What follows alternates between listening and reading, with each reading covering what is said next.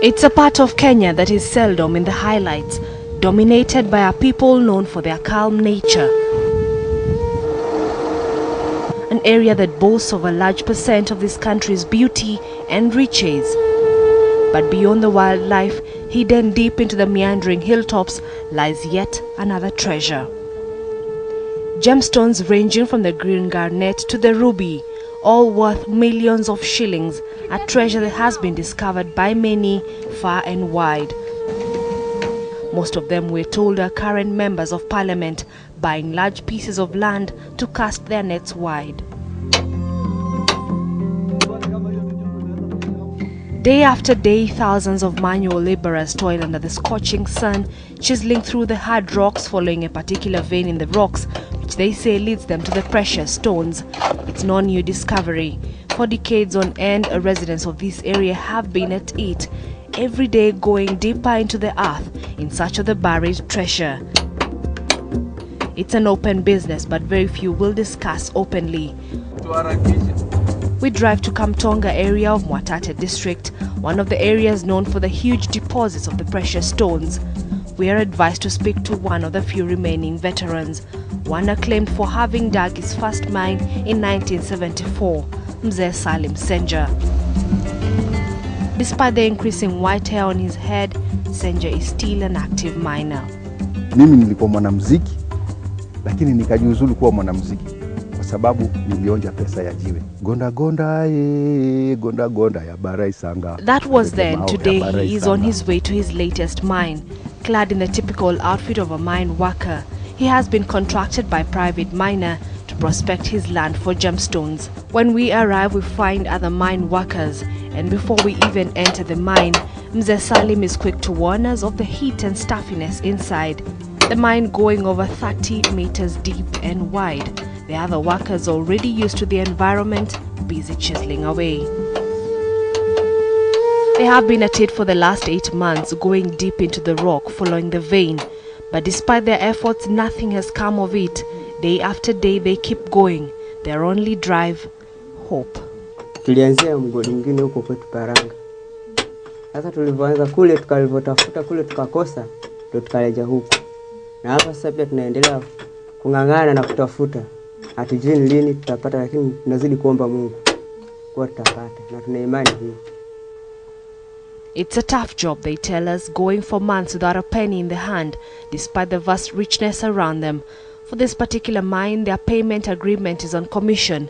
Their wages only expected to come in when they strike a gemstone, meaning that for the last 8 months they have not received a coin. The owner of the mine only providing water and 1 meal a day. Unakuta mtu hana nyumba, amezeeka, hana bibi, hana watoto, anakaa kwa mapango kama haya.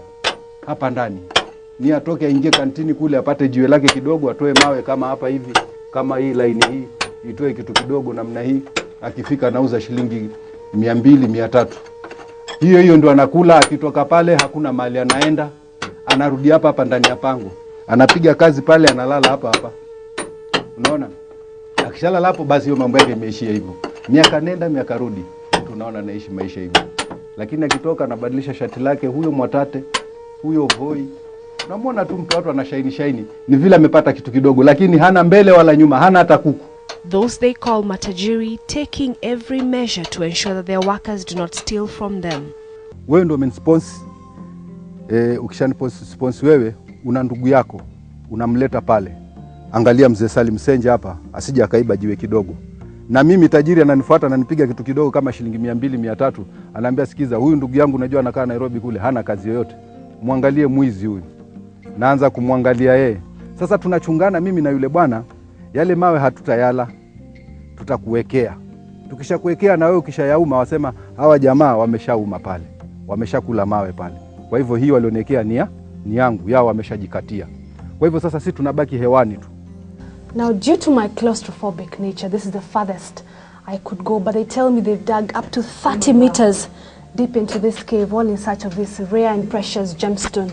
But the harsh reality of it all is that they know very well that what goes into their pocket is a very, very small percentage compared to what goes into the hands of their employer. Nikiangalia mikono yangu hivi, nimepatia watu wengi sana utajiri. Kuna hata wengine wanapita na magari, hata jambo ya Mungu hakuna, lakini magari nimewatolea mimi na mkono wangu. Hii area yote hii hapa ni mimi nimefanya hii shughuli hapa. Na mawe ya kwanza nilitolea hapa hivi. He takes us round the mines, showing us positions in the land where he has struck gemstones before. Hapa sasa ndo nilitolea mawe mengi sana hapa hivi. Hapa nilitoa mawe karibu ya milioni 6 hapa. Yeah. Nilipokuwa nimetolea mawe milioni 6 hapa kulingana na wale mafadhili wangu. Tukawapatia hayo mawe. Tuliatoa jioni tu, kitu kama saa 10 mpaka saa 3 usiku hivi tulikuwa tunatoa pale. Hapa. Basi hawa matajiri wangu wakaenda na hiyo mawe, wakasema wataleta mapeni, percent zile ambazo tulikuwa tumeahidiana, mpaka wa leo hawajanipa hata ndururu. But that's just one of the many times when he has been conned of the fruits of his tough labor. Siku ya kwanza, siku ya pili, siku ya tatu tukatoa mawe. Lakini yale mawe yalikuwa ni mengi sana. Yalikuwa ya milioni 37. Na mimi mwenyewe napata mshahara shilingi ngapi? Nimeajiriwa. Nalipo mshahara wa shilingi 310 ama 320. We find yet another mine. This one, we are told, goes up to 2 kilometers inside. Going that deep, it has to be pumped with oxygen for 30 minutes before the mine workers can go in. This pipe feeding them with oxygen. Their only source of light is from a torch, and as soon as the sun sets, we return to the caves, and from a distance, a light flickers. We're just in time. After a 2-hour break, Mzee Senja is on his way back to the mine. His only source of light this time, a dimly lit lantern.